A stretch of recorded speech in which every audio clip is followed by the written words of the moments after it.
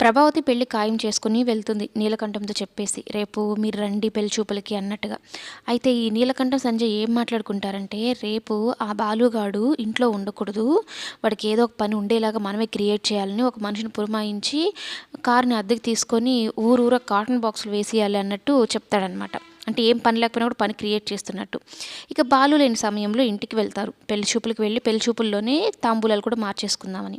అయితే బాలు ఏంటి, ఎంతైనా చెల్లి పెళ్లి కదా, ఉండలేకపోతాడు. ఆ పనిని వేరే వాళ్ళకి పురమాయించి బాలు ఇంటికి వస్తాడు. తీరా ఇంటికి వచ్చి చూస్తే సంజయ్‌ని చూడగానే ఒక్కసారిగా పాముని తోక తొక్కిన పాములాగా అయిపోతాడనమాట. కోపం వచ్చేస్తుంది. నువ్వారా పెళ్లి కొడుకువి, నువ్వు సంబంధం తీసుకొచ్చినప్పుడు అర్థం చేసుకోవాల్సింది ఈ దరిద్రపు కొట్టు సంబంధం తీసుకొచ్చావా అంటూ ప్రభావతి మీదకి విరుచుకుపడతాడు. మీరు అక్కడ ఒక్క క్షణం కూడా ఉండకూడదు, వెళ్ళండి బయటికి అంటూ ఇవ్వబోతున్న తాంబూల పళ్ళాలను కూడా విసిరగొట్టేస్తాడు. మౌనిక షాక్ అయిపోతుంది. అంటే వీళ్ళేమైనా రౌడీలా అన్నట్టు. ఒక రకంగా మౌనికకి హ్యాపీ, ఎందుకంటే తను ప్రేమించిన అబ్బాయిని పెళ్లి చేసుకోవచ్చు కదా అన్నట్టుగా. మొత్తం మీదైతే మౌనిక జీవితాన్ని ఆ సంజయ్ బారి నుండి కాపాడాడు బాలు. సంజయ్ వాళ్ళ అమ్మ మంచిదే. ఎందుకురా ఒక ఆడపిల్ల జీవితాన్ని నాశనం చేస్తున్నావు అని చెప్తే ఆమె నోర మూయించేస్తారనమాట తండ్రి కొడుకులు.